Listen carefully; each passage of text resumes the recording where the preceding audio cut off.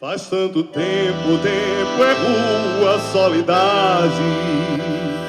Leia a saudade quando escrevo solidão.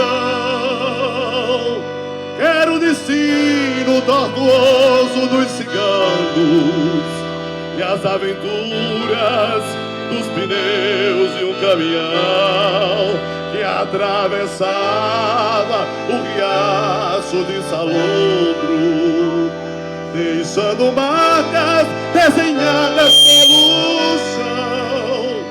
O vento vinha e varria a minha volta. A ventania, o tempo não tem compaixão. A ventania e o tempo não tem compaixão. Oh, mana, deixa eu ir. Oh, mana, eu vou só.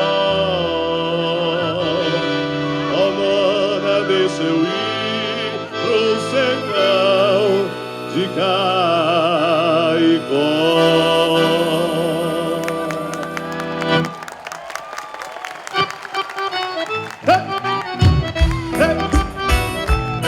Seja bem-vindo, Dom Antônio Carlos, a terra caicoense.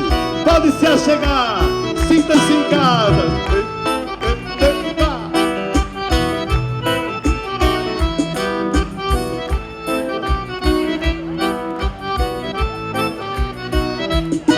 Faz tanto tempo, o tempo é ponto da saudade. Vem a saudade quando escrevo solidão. Era o destino tortuoso dos ciganos e as aventuras do pneu de caminhão que atravessava o riacho de Salobro, deixando marcas desenhadas pelo chão.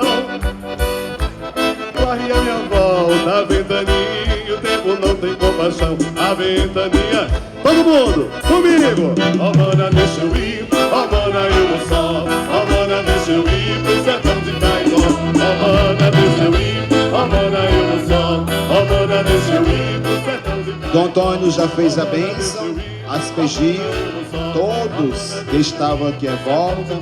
Agora ele adentra a catedral e vai até a Capela do Santíssimo. E lá vai ter um momento de adoração a Jesus. E daqui a pouco ele vai experimentar lá dentro da igreja para darmos início à tomada de posse aqui nesta celebração, nesta Eucaristia. Igreja Santa, Reino do Senhor, glória a ti, Igreja Santa, a cidade dos cristãos, e dos filhos hoje sempre, vivam todos como irmãos.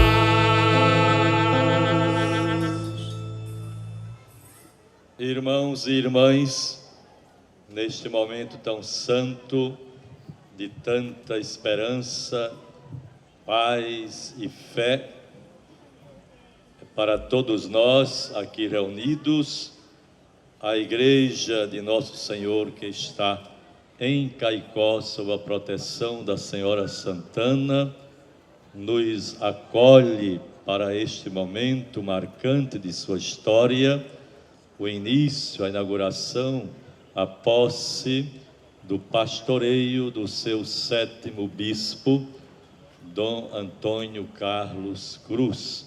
Portanto, iniciemos estes mistérios em nome do Pai, do Filho e do Espírito Santo. A graça de nosso Senhor Jesus Cristo, o amor misericordioso do Pai e a força renovadora do Espírito Santo estejam com todos vós. Bendito seja Deus que nos reuniu no amor de Cristo. Apresentação das letras apostólicas. O chanceler, Padre Dr. Francisco de Assis Costa da Silva, apresenta as letras apostólicas ao Colégio de Consultores e faz a leitura ao povo. Francisco, bispo, servo dos servos de Deus, ao dileto filho Antônio Carlos Cruz Santos, membro da Sagrada Congregação dos Missionários do Sagrado Coração, até o momento provincial da referida congregação da província de Niterói, eleito bispo da Diocese de Caicó, saudação e bênção apostólica. Devendo prover a Diocese de Caicó, vacante após a transferência do venerável irmão Dom Manuel Delson Pedreira da Cruz, a bispo da Diocese de Campina Grande, considerando o parecer da congregação para os bispos, tu, dileto filho, ornado de dons intelectuais e espirituais e pastorais, foste considerado digno de reger a referida diocese.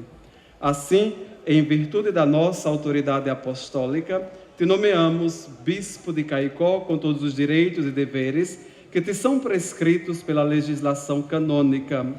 Permitimos que a tua ordenação seja realizada em qualquer território além de Roma, por um bispo católico, e que faças a profissão de fé católica, prestando também o juramento a nós e aos nossos sucessores, segundo os sagrados cânones. Mandamos que esta bula chegue ao conhecimento do teu clero e do teu povo, a quem exortamos a acolher-te com alegria, permanecendo unidos a ti. Por fim, dileto filho, seguindo o exemplo do Supremo Pastor, desempenhes o teu ofício demonstrando o mesmo amor com o qual o nosso Mestre nos deixou como seu supremo testamento na última ceia, para que assim os fiéis possam, confiantes, encontrar em ti um previdente pastor, um sábio mestre e um benevolentíssimo Pai. O Espírito Santo Paráclito e a proteção de Nossa Senhora Aparecida alegrem e sustentem a ti e a diletíssima comunidade eclesial da Diocese de Caicó no Brasil, dado em Roma, junto a São Pedro, aos 12 dias do mês de fevereiro do ano de nosso Senhor Jesus Cristo, primeiro ano do nosso pontificado, Francisco Papa. Graças a Deus. Mais uma vez todos digamos, graças a Deus. Então, Antônio Carlos, com muita alegria e a graça de Deus, a força do Espírito Santo, assuma, presida, sente-se nesta cátedra da Igreja de Nosso Senhor, que está em Caicó, sob a proteção da Senhora Santana. Convido Dom Manuel Delson para que, assim, vivendo este sinal pleno de colegialidade apostólica, presidindo até aqui esta celebração, como arcebispo de Natal, tem desta província, passo as suas mãos para que, assim juntos, entreguemos este báculo do serviço e da presidência desta Igreja de Santana, em Caicó. Estamos vivenciando o início do ministério episcopal de Dom Antônio. Cantemos, sou bom pastor. Sou bom pastor, ovelhas guardarei, não tenho outro ofício nem terei. Quantas vidas eu tiver, eu lhes darei. Todos saudando o nosso bispo, nosso pastor. Ovelhas guardarei, não tenho outro ofício nem terei. Quantas vidas eu tiver, eu lhes darei.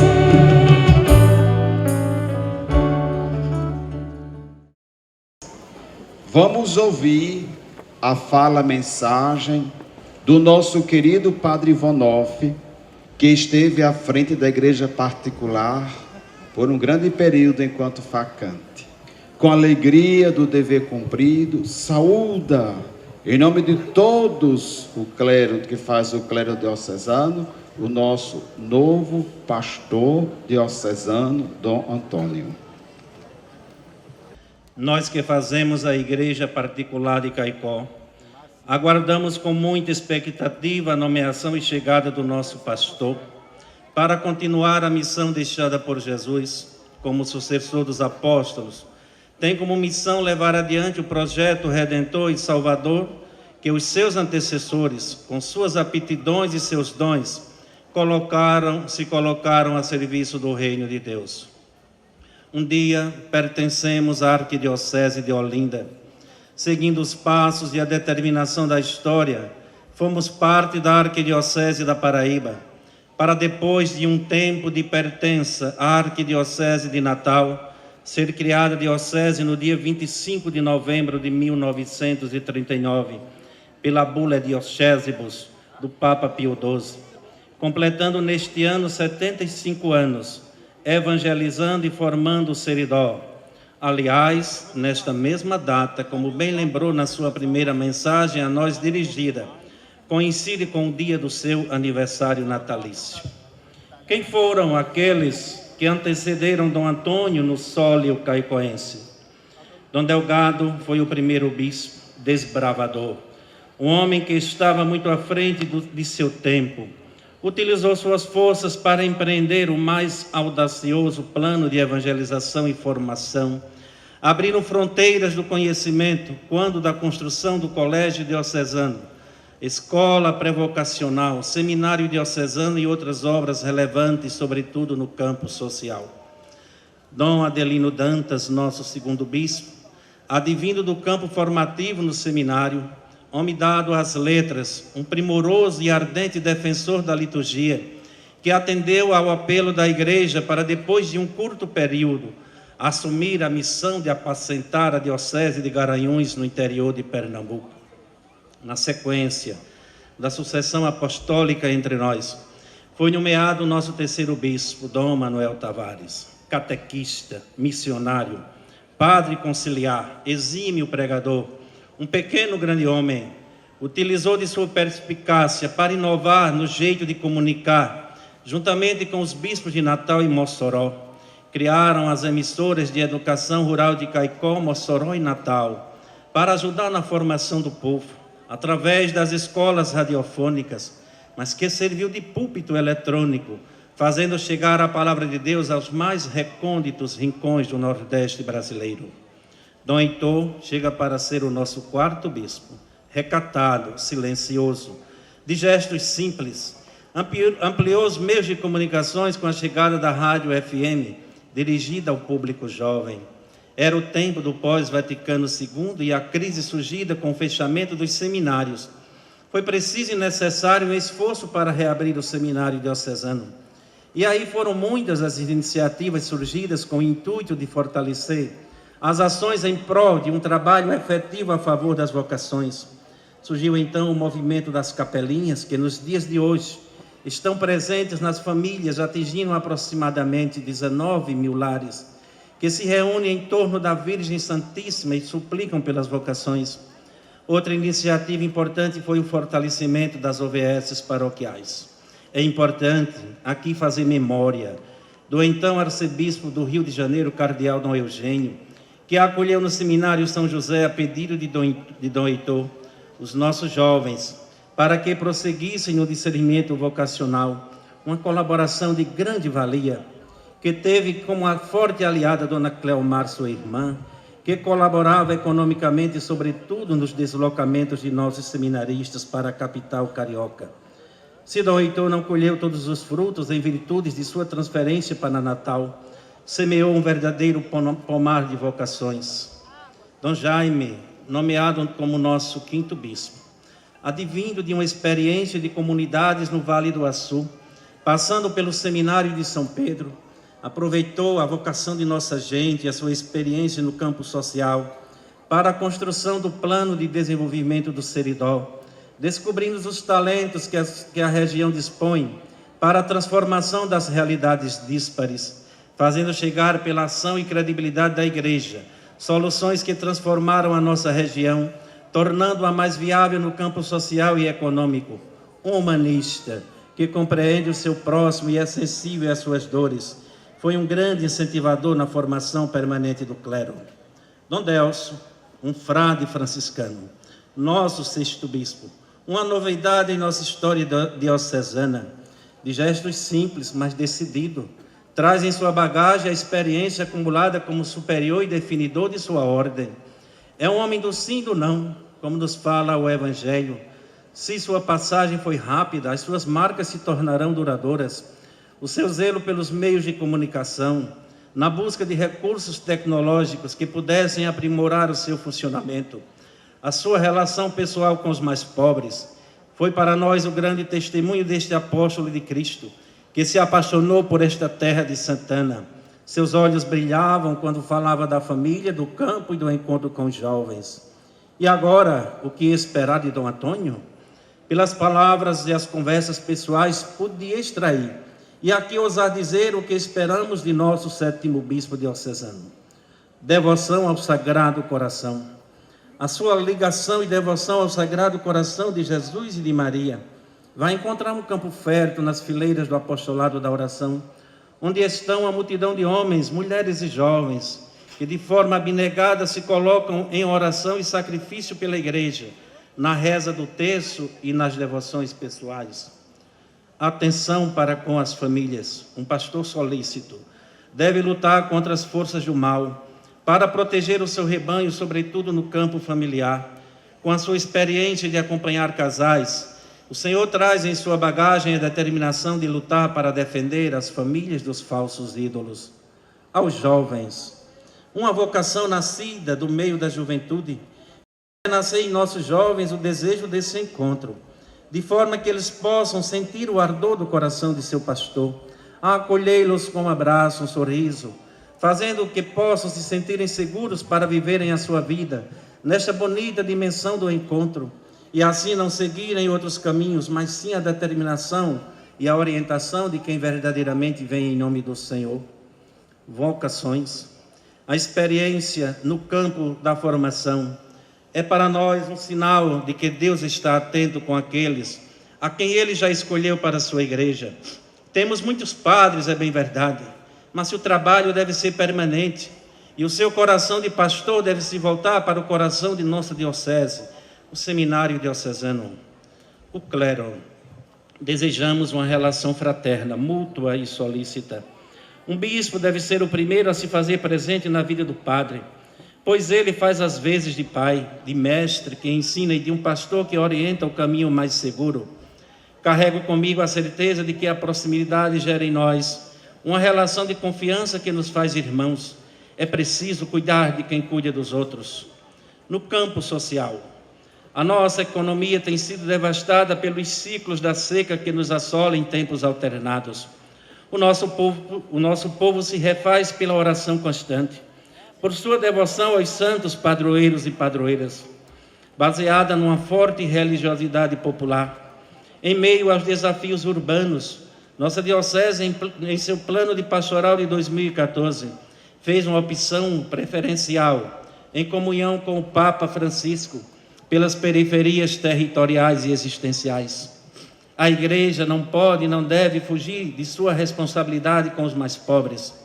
A nossa diocese, desde os seus primeiros pastores, em conjunto com seus padres e seus leigos, sempre tiveram uma atuação significativa na busca de soluções. É uma grande escola de formação humana e intelectual, e seu trabalho é incansável na busca da justiça social. Temos em nossa província eclesiástica duas demandas sociais importantes: a construção da barragem de Oiticica e o projeto da Chapada do Apodi. Enquanto igreja comprometida com a justiça social, estamos vigilantes quanto às decisões para que os atingidos não sejam prejudicados, quanto às indenizações e à construção da nova Barra de Santana. Os agricultores familiares não podem pagar um alto preço pelos que defendem os interesses de grandes grupos do agronegócio na Chapada do Apodi. Ademais, não podemos deixar de fazer uma referência toda especial ao projeto dos catadores de esperança, que vai dando os seus frutos apesar de todas as dificuldades, dentro de um projeto formativo, levando dignidade a quem se encontra em total situação de exclusão nos lixões de nossas cidades, bem como o trabalho realizado na zona rural, com a construção de cisternas e infraestrutura em prol dos que sofrem com os efeitos cíclicos da seca que devasta o nosso sertão. Nossa igreja foi, é e sempre será uma referência de trabalho e de partilha solidária entre os que não têm voz e vez. O olhar e o coração do pastor deve ter uma atenção redobrada para com aqueles a quem Jesus tem uma predileção toda especial, os pobres. Temos instituições sólidas, como o Colégio Diocesano Siridoense, os colégios Santa Teresinha e Jesus Menino das Filhas do Amor Divino, a Fundação Educacional Santana, que congrega as rádios 95 FM, Rural de Parelhas e Rural de Caicó, um marco na cultura e informação de credibilidade e a voz da igreja. Nós nos comunicamos também pela TV Cristo Rei de Currais Novos. Por fim, um agradecimento aos que nos ajudaram durante o tempo de vacância, bem como os que nos ajudaram na preparação para este momento. Ao Colégio de Consultores, que de forma colegiada tomou comigo todas as decisões. Aos padres que compreenderam e se dispuseram a partir para um outro lugar quando a missão os chamou. Aos diáconos e seminaristas, religiosas, fiéis, aos leigos que se dedicam de forma abnegada na concretização do reino de Deus, às autoridades que neste tempo nos receberam com atenção e respeito, os meios de comunicação que na busca da informação se colocaram a serviço da igreja, por fim aos bispos do Regional Nordeste 2, que dispensaram atenção à minha pessoa enquanto administrador da Diocese de Caicó. Muito obrigado.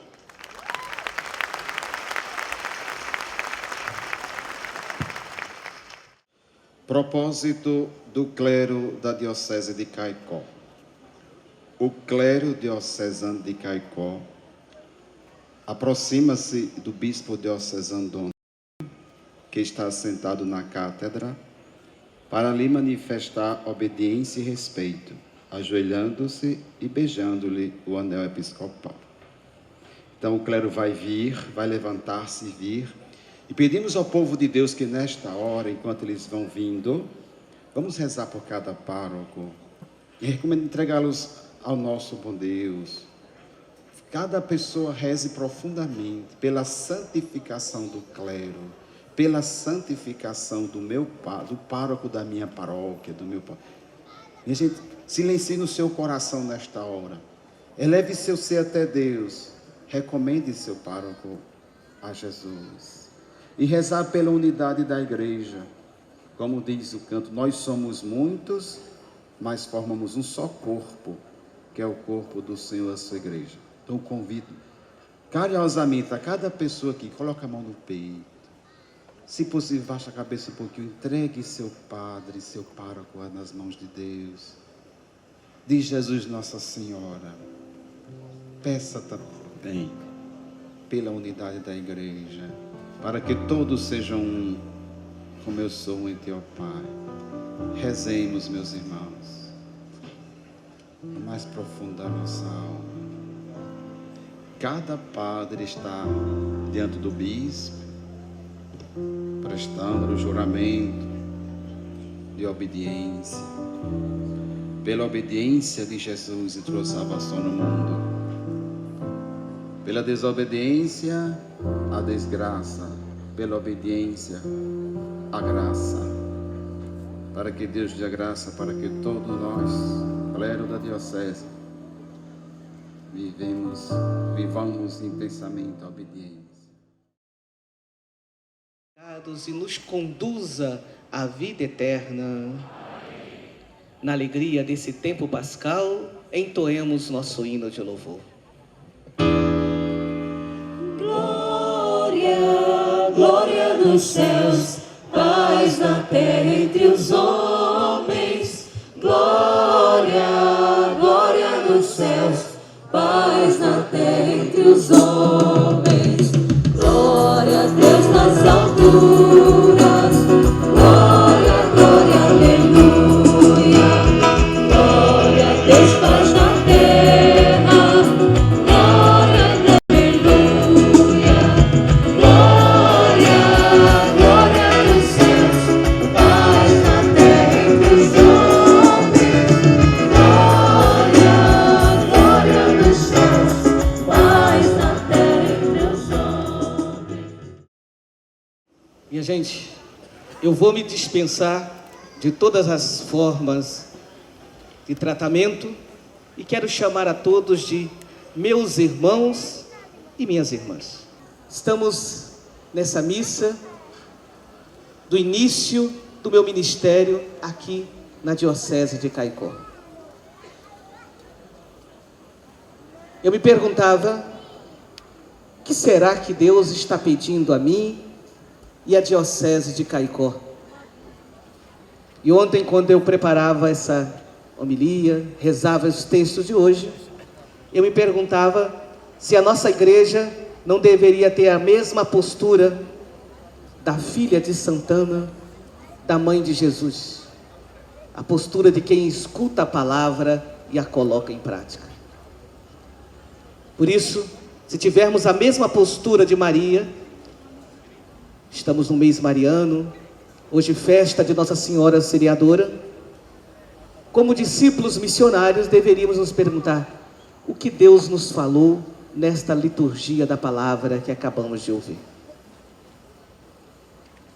Penso que à luz da primeira leitura, Deus está nos pedindo, pede da igreja da Diocese de Caicó, que nós sejamos uma igreja de acolhida. Como nos fala o Papa Francisco, no seu último documento, que na verdade é o seu primeiro documento, que seja uma igreja em saída, uma mãe de portas abertas. Primeira leitura de hoje, nós ouvimos aquilo que nós chamamos de o Pentecostes dos samaritanos. E todos nós sabemos que os judeus não se davam bem com os samaritanos. Muitas vezes o olhar do judeu piedoso olhava para o samaritano como alguém de segunda categoria, alguém que não vivia a fé com radicalidade. Essa tentação que os nossos irmãos judeus caíram na época de Jesus não é diferente, muitas vezes, da nossa tentação nos dias de hoje. Por isso eu me perguntava, quais são os samaritanos aqui no nosso seridó? Conheço pouco para dar essa resposta, mas pensei que talvez poderia dar duas respostas. Talvez, ou com certeza, os nossos irmãos de outras denominações religiosas muitas vezes são vistos por nós como samaritanos. Ontem, no encontro que eu tive com as autoridades civis aqui da nossa diocese, eu dizia que saudava também as autoridades que eram de outras denominações religiosas. E eu dizia que a gente não pode entender as nossas religiões como se entende as torcidas de futebol. As polêmicas que existem, as brigas entre as torcidas, entre Flamengo e Vasco, por exemplo. Mas agora, na época da seleção, na época da Copa do Mundo, nós não veremos mais quem é Flamengo, quem é Vasco, todos somos brasileiros. E eu me perguntava, se a gente consegue superar diferenças de torcida de futebol, que muitas vezes chegam às raias da violência por causa de uma seleção, será se nós não somos capazes de superar as diferenças religiosas nossas por causa de Jesus? Há alguma coisa errada se nós não fizermos isso. Não é possível que aquele que nos une, que é Cristo, que aquilo que nos une é o amor, não sejam maiores do que tudo aquilo que nos separa. Então convido a Diocese de Caicó a viver essa abertura ao diálogo ecumênico e interreligioso. Talvez 3 palavras diante disso: diálogo, tolerância e respeito.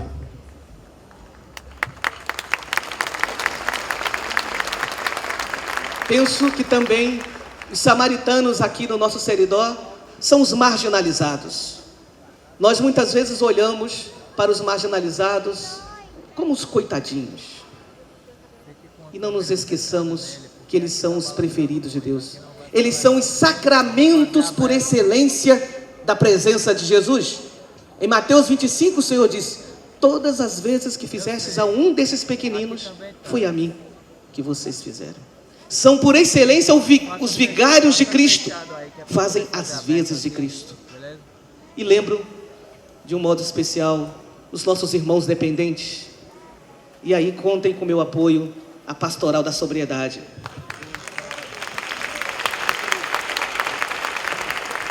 Lembro os presidiários. E contem com o meu apoio, com o meu incentivo, a Pastoral Carcerária. Nós sabemos o quanto é difícil e quanto precisamos de ousadia para sermos presença, muitas vezes, em ambientes onde aparentemente Deus não está presente. Que a igreja de Caicó seja sinal daquele que enfaixa as nossas feridas e que cura os nossos corações feridos. Olhando para a segunda leitura de hoje, talvez Deus esteja nos pedindo, ou com certeza Deus está nos pedindo, uma igreja de martírio, uma igreja de testemunho, que seja capaz de resistir ao sofrimento por causa do Evangelho. E isso significa o que, minha gente? Uma igreja que seja profética, capaz de denunciar as injustiças e anunciar a alegre esperança do reino de Deus, disposta a pagar o preço caro da profecia, como Cristo pagou. No sertão do Seridó, que a igreja de Caicó seja uma igreja que se coloque ao lado das vítimas da seca, lutando para que seus direitos sejam respeitados. E aí, contem comigo, todo o apoio das pastorais sociais, sobretudo nesse campo, que é um desafio para nós. Nós sabemos que temos um problema sério na nossa... Não é somente o problema da seca, mas o problema da cerca. Eu pergunto, como um país como Israel, que é um deserto, resolveu o problema da seca, e nós não somos capazes de resolver o nosso problema? O problema da seca não é problema de Deus, é problema nosso.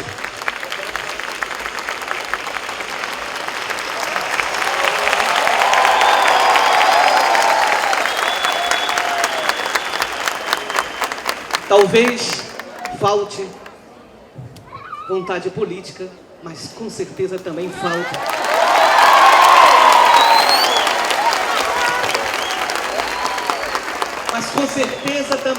da nossa parte empenho político, porque os políticos são eleitos por nós.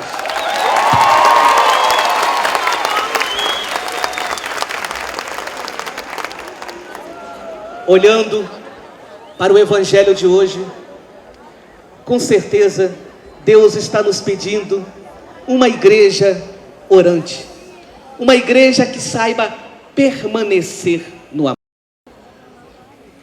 E o problema, minha gente, da oração é que oração não é questão de cabeça. A gente não aprende oração nos livros, como também oração não é questão de pele, dizer eu estou sentindo isso. A gente sente calor, sente frio, mas não é. Oração é questão do coração. Ou a oração chega ao nosso coração e ela é capaz de transformar as nossas profundezas, ou ela fica presa na cabeça, ou fica apenas uma emoção que muitas vezes acontece também num show de rock. É preciso que a experiência cristã de oração seja uma experiência de intimidade que atinja o nosso coração. Jesus, na sua oração sacerdotal, ele diz: eu te rogo por eles, por aqueles que me destes, porque são teus. Eu quero hoje fazer minhas essas palavras de Jesus na oração sacerdotal. Pedir a Deus que eu tenha consciência de que vocês não são meus, vocês são de Deus. E eu estou aqui a serviço de Deus, por vontade de Deus. Se não fosse por Deus, eu não estaria aqui. Foi Ele que me chamou para esta missão.